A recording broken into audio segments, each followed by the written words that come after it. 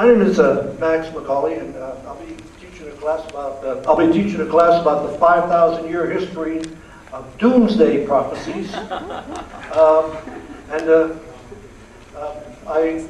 of the things I like to do is all the research that comes with dealing with these kind of topics.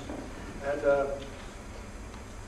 one of these sort of the contemporary points of view that I can mention to you in terms of fitting into that 5,000-year history of doomsday prophecies. Some of you may recall some of this in recent history. I moved here from California about 6.5 years ago, and maybe 10 years ago down in San Diego, California, there was a prophet who decided to bring his followers to a hotel in San Diego to anticipate the end of the world. And how they sort of brought it on, a little too soon, I thought, was they all took poison. And of course, that they all died, but here we are still here today. Another incident was Reverend Jones from the Bay Area, who took several hundred followers down to Guyana, I think it was down in the Caribbean, when he decided it was the end of the world for him and his followers, there again, they drank the proverbial Kool-Aid, and that was the end of them. And you would think, 5,000 years later, that people would get a hint. There must be something wrong with those prophecies. So I'll get into the 5,000-year history of all of that and kind of tie it all together. As far as the 2012 Mayan prophecy is concerned, if I were, I know one of the things I'm going to do is I'm not going to go out the first or second week of December coming up and run up a credit card charge and buy everything that I can buy on credit, expecting not to have to pay the bill in January, because I'm sure I will be. And sort of things like that. And that's all I have for that. And it's going to be an interesting few days, a couple hours each class, and I think hopefully it'll be enlightening and informative, and maybe even some fun. That's all I have to say about that. We're going to accept the theoretical assumption that there is a connection between sport and aesthetics. And we're going to take a journey through time and enjoy some of the world's great art, where the artist has chosen as the subject or object of the expression to be sport and related activities. We're going to make an exploration and take a journey from the ancient cave paintings from thousands of years ago to the current abstract expressionism. And that will be the most difficult, to try to convince anyone that there is a connection between abstract expressionism and athletics, but I think I can prove the point. Well, it's great to be back for another semester with Osher, and as always I get to bring a mixed batch of material. I think the curriculum committee has my number by now, and they just keep coming up with new and varied ideas. I did double majors in both music and religious studies, and have been reading history as long as I could read. So between those three areas, you could be guaranteed to get sort of a well-rounded picture of whatever we're looking at. In January here on campus, I'll be discussing music in the life of Anne Frank, specifically the censorship that was going on in Nazi Germany, and the various composers whose music was deemed degenerate, who had to flee the country if they were lucky enough to be able to flee. And by using glimpses that Anne leaves us in her diary, looking at how important music is to individuals and to society on the whole. Then in February, we'll be looking at the rather enigmatic author C.S. Lewis.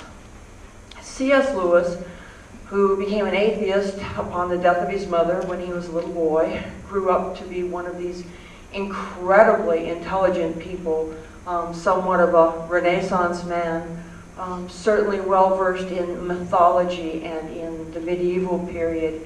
and slowly but surely finding that there was a void in his life that he needed to fill, and he wasn't quite sure how to fill it. With the help of friends like J.R.R. Tolkien, he would become a grudging theist and then eventually a Christian. And of all things, this man who certainly didn't set out to do this in his life became not only a children's author and an adult author of poetry and fiction, but perhaps the greatest Christian apologist of the 20th century. So those will be both here on campus in January and February, and then in March, if you'd like to come out to Del Webb, I'll be doing a couple of weeks on music of the big band era. And we'll start about 1930, which is when people are just beginning to put their bands together under their own names, beginning to forge their particular sounds, figure out where they want to go, what they want to do with their style of music. And we experience this bizarre rush or twist of fate, if you will, as war begins to escalate in Europe, even before it touches the United States. Music in this country is also escalating at the same time. And as war finally erupts into a world war, American music explodes into the greatest period of popular music in American music history. Never before and never again have we had a period where there were so many wonderfully talented people all working together at the same time. Composers, arrangers, orchestrators, band leaders, singers, instrumentalists. It's an absolutely phenomenal ride in American popular music history. So the first week will go from about 1930 to 38. The second week we'll pick it up and go towards 1945 and the end of the war. And if we have time, we'll spend a few minutes looking at why the big band era, which was at its height, will suddenly find itself dissolving and fading away, and the face of music changing again once more. I recognize some people who've been in my classes, so I hope to see you again. You'll all recognize this as the mark of a beekeeper, and that's what this class is going to be about. We're going to talk about bees. Lots of people have questions about bees. What about killer bees? And what about colony collapse disorder? And the latest thing on the block, started last week in Los Angeles, is what about zombie bees? Heard about zombie bees? Yeah, well, we have zombie bees now. And we'll talk about bees a lot of different ways. I'll bring some props to class, like this, and like these. You might recognize these. These are what we call beekeeper gauntlets. But actually, we only ever wear them if we're going to collect honey. Most of the time, we either work without gloves, or this is the glove I normally wear. Because, as you can imagine, these are kind of clumsy. And one of the things that you don't want to do is squeeze a bee. The results are detrimental to both of you. So, if you'd like to learn about bees, and you probably need to know a little bit about bees, unfortunately everybody is afraid of anything that's yellow and buzzes, and they tend to kill them. And about 1 out of every 3 spoonfuls of food that you put in your mouth is somehow directly related to a bee, because they had something to do with its production. They probably fertilized a flower or something along the way. So about the only foods that you and I eat that aren't related to bees are grain products and meat products. The other things like that we really love to eat, that are fun to eat, things like fruits and vegetables, all have a connection to bees in one way or another. So if you'd like to learn about bees and what is a bee and what isn't a bee and how to get along well with a bee and what not to do to a bee, and one of them is don't go, ah!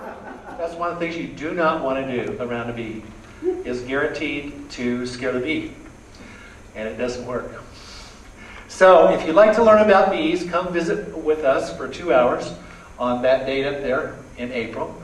It's a wonderful time to be learning about bees because that's about the time that the bees are busiest in your orchard. So come out and see us and learn about bees.